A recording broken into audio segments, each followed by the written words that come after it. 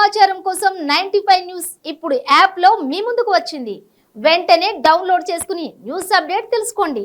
ప్రతి క్షణం ప్రజాక్షేమం కోసం. Welcome to 95 news. ప్రతి క్షణం ప్రజాక్షేమం కోసం. నేను మీ మాధురి. ఆరోగ్యమే మహాభాగ్యం కార్యక్రమానికి స్వాగతం. ఈరోజు మనము కొన్ని ఆరోగ్య విషయాల గురించి తెలుసుకోవడానికి డాక్టర్ వంశీకృష్ణ గారి దగ్గరికి వచ్చేసాము. వారిని అడిగి మరిన్ని విషయాలు తెలుసుకుందాం. నాతో పాటు వచ్చేయండి. నమస్తే సార్. నమస్తే అండి. ఎలా ఉన్నారు? ఫైన్ అండి, మీరు ఎలా ఉన్నారు? బాగున్నాను సార్. సార్ చెప్పండి, అసలు మీరు ఎన్నేళ్ళుగా ఈ వైద్య వృత్తిలో చేస్తున్నారు? మీ గురించి ముందు చెప్పి తర్వాత మనం మాట్లాడుకుందాం. వీక్షకులకు నమస్కారం అండి. నా పేరు doctor Vamshikrishna, consultant physician and diabetologist, ఇక్కడ ఎస్ఎన్ఆర్ హాస్పిటల్ సికింద్రాబాద్లో. నేను నార్మల్గా 7 ఇయర్స్ నుంచి చేస్తున్నానండి ఈ ఫిజిషియన్గా. నేను పాస్ అయిపోయినప్పటి నుంచి ఇప్పటివరకు 7 ఇయర్స్ అయింది. ఓకే సార్, అయితే ఈసారి ముందుగా వ్యాధుల గురించి మాట్లాడుకుంటే సీజన్ చేంజ్ అయింది కదా, రకరకాల వ్యాధులు వస్తున్నాయి. అసలు ఎలాంటి వ్యాధులు వచ్చే ఛాన్స్లు ఉన్నాయంటారు?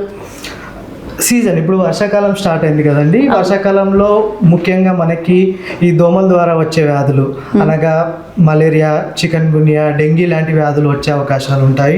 ఇంకా ఫుడ్ బార్న్ ఇన్ఫెక్షన్స్ అంటారు, కొంతమందికి ఫుడ్ పాయిజనింగ్స్ అవ్వడం కానీ, టైఫాయిడ్ కానీ ఇలాంటి వ్యాధులు వచ్చే అవకాశం ఉంటాయి. కొద్ది వాతావరణం చేంజ్ అవడంలో ఫ్లూ లాంటి వైరస్లు కూడా వచ్చే అవకాశాలు ఉంటాయి.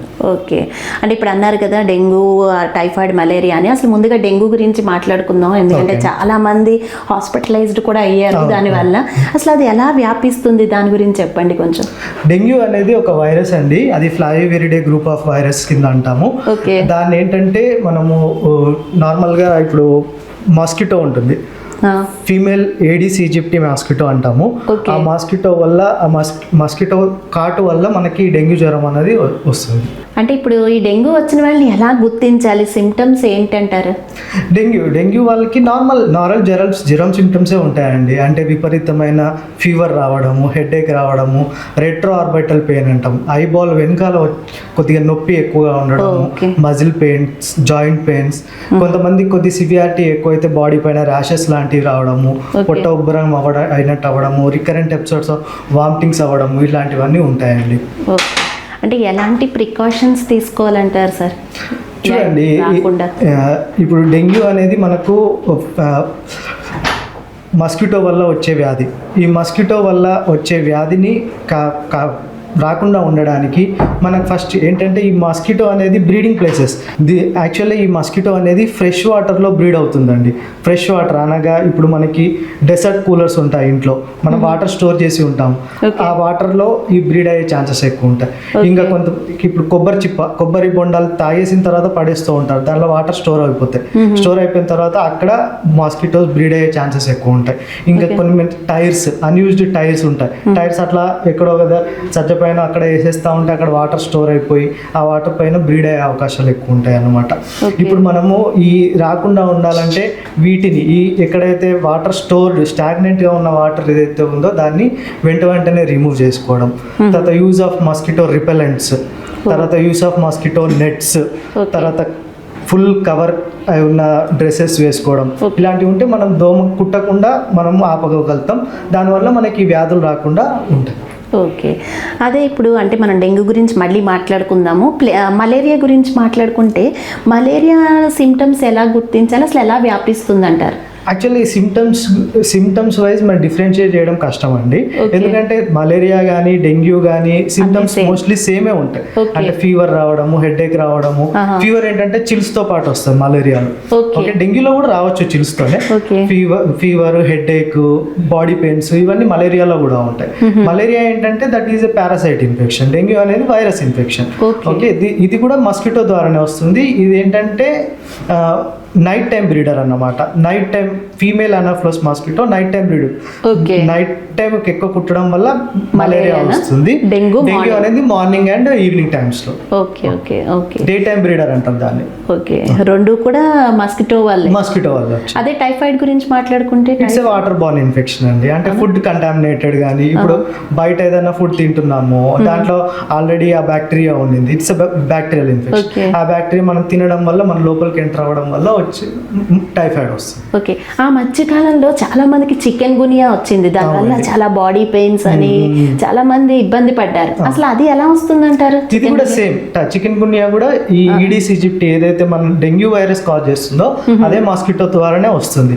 దానివల్ల కొన్ని ఏంటంటే సిమ్టమ్స్ వేరే ఉంటాయి. ఏంటంటే జాయింట్ పెయిన్స్ అన్నమాట, కొంతమంది joint pains, muscle pains, severe, దాన్ని బ్రేక్ బోన్ ఫీవర్ అంటాము, చాలా ఎక్కువగా ఉంటాయి జాయింట్ పెయిన్స్ దాంట్లో. ఓకే, మళ్ళీ డెంగ్యూ గురించి మాట్లాడుకుంటే అసలు ఎలాంటి పరిస్థితుల్లో హాస్పిటల్లో అడ్మిట్ చేయాలంటారు పేషెంట్ని? నార్మల్గా డెంగ్యూ వచ్చిన వాళ్ళందరికీ సిమ్టమ్స్ ఉండాలని ఏం లేదండి. కొంతమందికి అసిమ్టమాటిక్ కూడా ఉంటారు, సిమ్టమ్స్ ఏం లేకపోయినా. కొంతమందికి మాత్రం సిమ్టమ్స్ వస్తాయి. నేను ముందుగా చెప్పినట్టు ఫీవర్ కానీ, హెడేక్ కానీ, రెట్రో ఆర్బిటల్ పెయిన్ కానీ. అంటే సిమ్టమ్స్ లేకుండా ఉంటే మరి డేంజర్ కదండి, లాస్ట్ మినిట్లో తెలిసి? లేదండి, వాళ్ళ సిమ్టమ్స్ లేకుండా ఉంటే వస్తుంది, దానంతట అదే మన ఇమ్యూనిటీ వల్ల దాన్ని సిమ్టమ్స్ రాకుండా బయటపడిపోతుంది. ఇప్పుడు కొంతమందికి సిమ్టమ్స్ ఇవి బేసిక్ సింపుల్ సిమ్టమ్స్ ఉంటే జస్ట్ మెడికేషన్స్ వల్ల తగ్గిపోతుంది. కొంతమందికి ఏంటంటే కొంతమంది క్రిటికల్ ఫేజ్ లోకి ఎంటర్ అయ్యే అవకాశాలు ఉంటాయి. క్రిటికల్ ఇప్పుడు ఫస్ట్ ఫెబ్రవరి ఫేజ్ అంటే ఫీవర్ ఉండే ఫేజ్. ఫీవర్ తగ్గిన తర్వాత ఒక 1 to 2 days తర్వాత ఈ క్రిటికల్ ఫేజ్ అంటే బాడీ పైన ర్యాషెస్ రావడం, ముక్కులో నుంచి కానీ నోట్లో నుంచి కానీ, మోషన్ వెళ్తున్నప్పుడు కానీ, బ్లాక్ కలర్ స్టూల్స్ కానీ, బ్లీడింగ్ అవ్వడము, తర్వాత పొట్ట వాటర్ అన్ని నిండిపోవడం వల్ల పొట్ట వాపు రావడము, ఊపిరితిత్తుల వాటర్ నిండిపోవడం వల్ల ఆయాసం రావడము, ఇలాంటివి వచ్చినప్పుడు ఇమ్మీడియట్గా మనం హాస్పిటల్లో అడ్మిట్ అవ్వడం మంచిదని. మనం నెగ్లెక్ట్ చేస్తానంటే అది మల్టీ ఆర్గాన్ ఫెయిల్యూర్కి అయిపోయి డెత్ అయ్యే ఛాన్స్ కూడా ఉంటుంది. అవునా? మరి అంటే ప్లేట్లెట్స్ డౌన్ అవుతూ ఉంటాయి కదా ఒక్కొక్కసారి, అది ఏంటంటారు? ఆ టైంలో ఏం చేయాలి?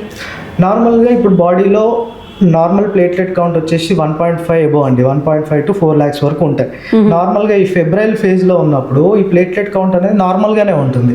కాకపోతే ఒక్కసారి మన క్రిటికల్ ఫేజ్లోకి ఎంటర్ అయినప్పుడు ఏమవుతుందంటే ఈ ప్లేట్లెట్ డ్రాప్ అవ్వడం స్టార్ట్ అవుతూ ఉంటుంది అన్నమాట.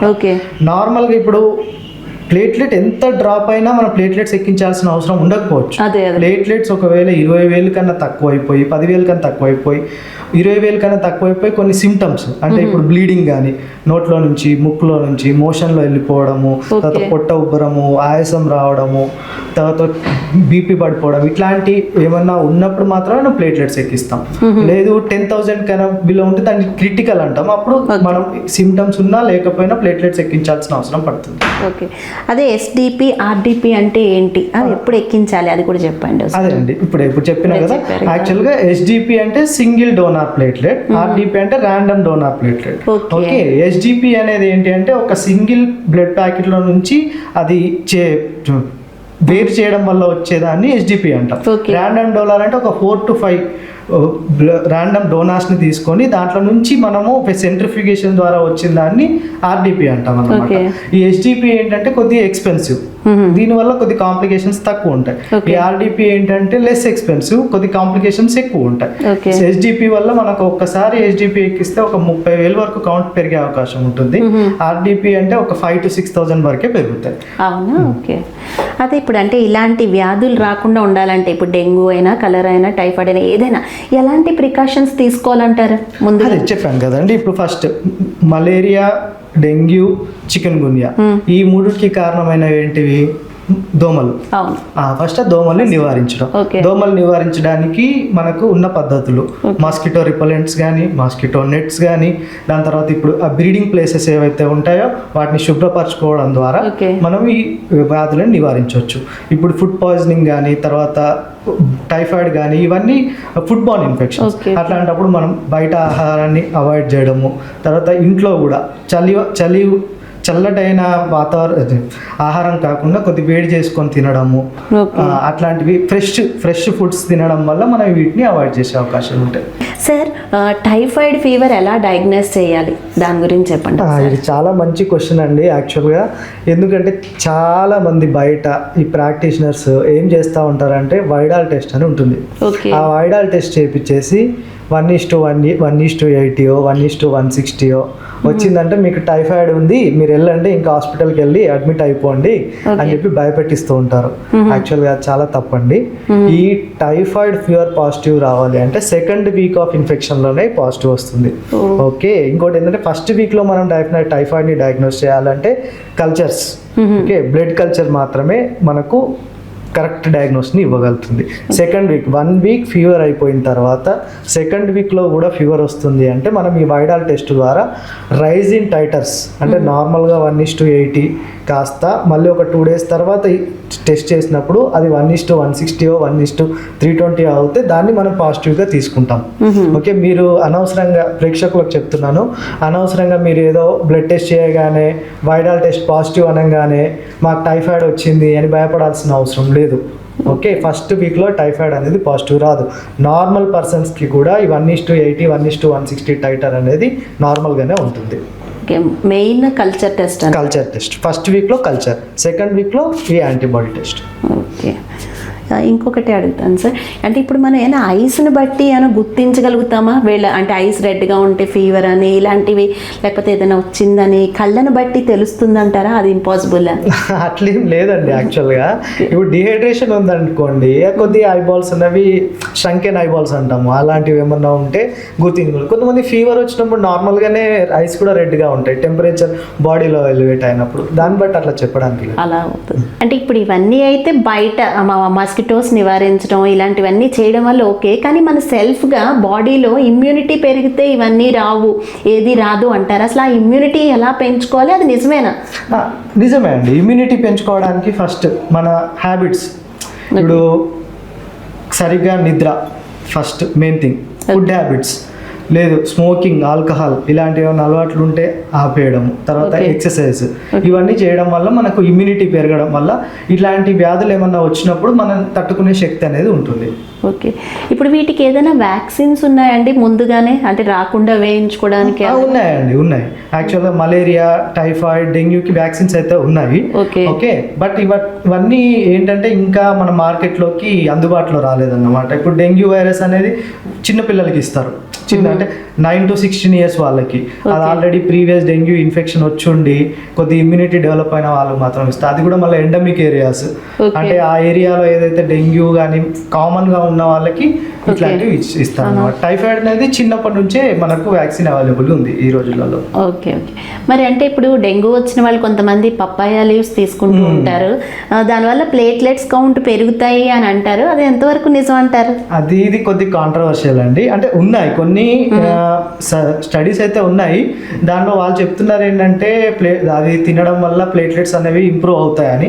కాకపోతే నేను నా ఎక్స్పీరియన్స్లో ఇన్ని కేసెస్ చూస్తున్నాను, యాక్చువల్ అది తినడం వల్ల ఏమవుతుందంటే వాళ్ళకి బ్లాక్ కలర్ మోషన్ వస్తుంది. ఓకే, బ్లాక్ కలర్ మోషన్ వచ్చినప్పుడు మనకు అది కన్ఫ్యూజన్ అన్నమాట, అది బ్లీడింగ్ వల్ల మోషన్ బ్లాక్ కలర్ వస్తుందా లేకపోతే ఈ తినడం వల్ల వస్తుందా అనేది. ఈ క్రిటికల్ ఫేజ్ లో అనేటివి దానంతట అవే ప్లేట్లెట్స్ పెరుగుతూ ఉంటాయి.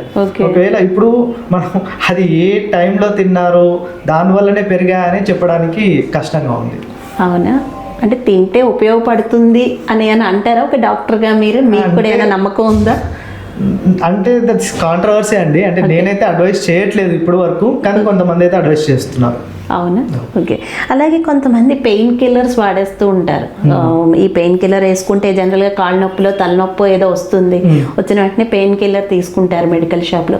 అది ఎంతవరకు ఇది అంటారు? అసలు అది కరెక్టేనా అలా చేయడం? తప్పండి. అది యాక్చువల్గా పెయిన్ కిల్లర్స్ అందరికీ రిక్వైర్మెంట్ ఉండదు. ఇప్పుడు డెంగ్యూలో నార్మల్గా సివియర్ హెడేక్ వస్తుందని చెప్పి పెయిన్ కిల్లర్ వేసుకుంటారు. పెయిన్ కిల్లర్ అంటే ఇప్పుడు పారాసెటమాల్ కావచ్చు, పారాసెటమాల్ ఈజ్ సేఫ్.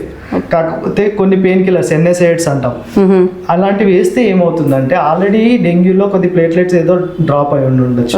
ఓకే, దానివల్ల బ్లీడింగ్ ఛాన్సెస్ కొద్దిగా ఎక్కువ ఉండొచ్చు. ఇప్పుడు ఇది వేయడం వల్ల ఏంటంటే ఈ బ్లీడింగ్ అనేది ఇంకా ఎక్కువ అయ్యే ఛాన్స్ ఉంటుంది. కాబట్టి డెంగ్యూలో మనము NSAIDs అనేవి ఎప్పుడూ అవాయిడ్ చేయాలి.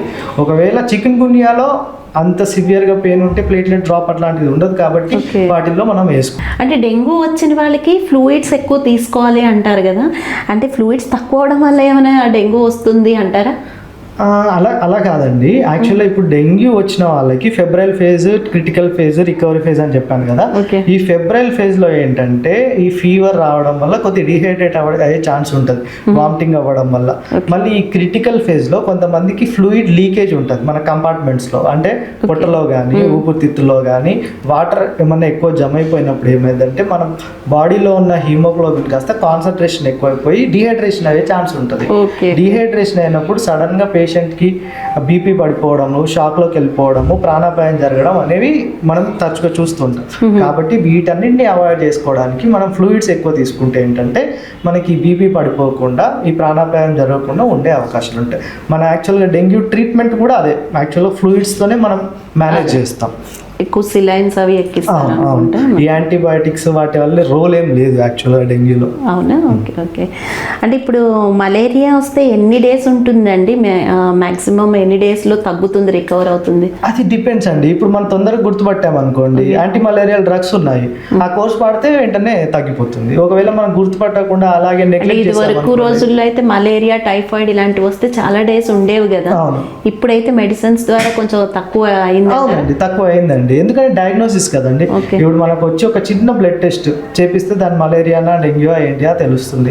దాని తగ్గట్టు మనం ట్రీట్మెంట్ తీసుకుంటే, మలేరియాకి యాంటీ మలేరియల్ డ్రగ్స్ ఉన్నాయి, ఆ ట్రీట్మెంట్ తీసుకుంటే కాంప్లికేషన్. వీటన్నిటికీ మెయిన్ బ్లడ్ టెస్ట్ ద్వారానే తెలుస్తుందా, ఇంకా ఏదైనా టెస్ట్లు ఉన్నాయా? బ్లడ్ టెస్ట్ అండి, బ్లడ్ టెస్ట్ మెయిన్ అంతా blood test, antigen antibody test. అదే డెంగ్యూ వస్తే అంటే మాక్సిమం ఇన్ని డేస్ లో తగ్గాలి అని ఏమైనా ఉందా అండి? పేషెంట్ ని బట్టి ఉంటుందా అది?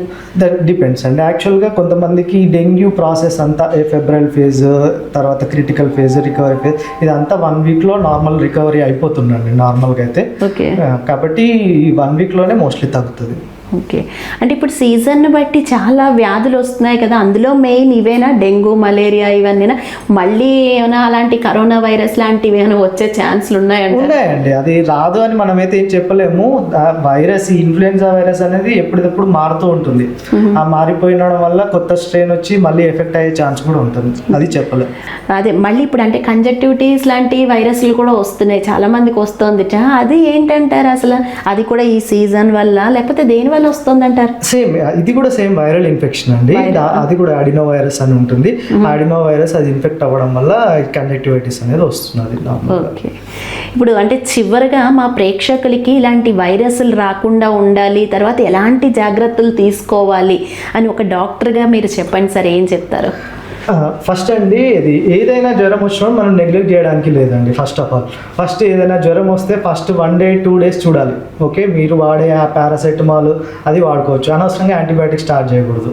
ఫస్ట్ 1 day 2 days తర్వాత కూడా తగ్గట్లేదు అంటే ఒక డాక్టర్ని సంప్రదించి దాని తగిన టెస్టులు చేయించుకోవడం చాలా మంచిది. ఆ టెస్ట్లలో మనకి ఏదైనా టైఫాయిడా, మలేరియానా, డెంగ్యూ అని తేలితే దాని తగ్గట్టు మనం ట్రీట్మెంట్ చేసుకోవడం వల్ల మనకి కాంప్లికేషన్స్ తర్వాత వీటన్నిటిని అవాయిడ్ చేసే ఆస్కారం ఉంటుంది. మళ్ళీ ఈ ప్రికాషన్స్ ఇవన్నిటిని రాకుండా ఉండడానికి ఫస్ట్ ముందుగా చెప్పినట్టు మస్కిటోస్ని అవాయిడ్ చేయడం. మస్కిటోస్ని అవాయిడ్ చేయడానికి మస్కిటో రిపెలెంట్స్ కానీ, యూజ్ ఆఫ్ మస్కిటో నెట్స్ కానీ, తర్వాత ఎక్కడైనా స్టాగ్నెంట్ వాటర్ అంటే ఒక దగ్గర వాటర్ నిల్వ ఉన్న ప్రదేశాలు, ఈ కూలర్స్ కానీ, తర్వాత చుట్టుపక్కల ఉన్న ఈ కొబ్బరి బొండాలు కానీ, లేదు అంటే టైర్స్ కానీ, లేకపోతే మన చెట్లు మొక్కలు నాటే పాట్స్ కానీ, వీటిలలో వాటర్ స్టాగ్నెంట్ అయ్యే అవకాశం ఉంటుంది. వీటిని మనము డైలీ డ్రైన్ చేయడం వల్ల ఈ మస్కిటోస్ని మనము మనకు కుట్టకుండా మనము మన ఈ వ్యాధుల నుంచి మనం నివారించుకోగలుగుతాం. Thank you so much sir, చాలా మంచి ఇంపార్టెంట్ ఇన్ఫర్మేషన్ ఇచ్చారు మాకు, మా వ్యూవర్స్కి. Thank you so much. Okay viewers, మీరు కనుక dengue, typhoid, chikungunya, malaria ఇలాంటి వ్యాధుల గురించి మరిన్ని విషయాలు తెలుసుకోవాలనుకుంటే స్క్రీన్ పై కనిపిస్తున్న నెంబర్లకు కాల్ చేసి డాక్టర్ వంశీకృష్ణ గారితో మాట్లాడొచ్చు. ఇది ఈనాటి ఆరోగ్యమే మహాభాగ్యం కార్యక్రమం. మళ్ళీ మరో కార్యక్రమంతో మీ ముందుంటాం. అంతవరకు సెలవు. చూస్తూనే ఉండండి 95 న్యూస్.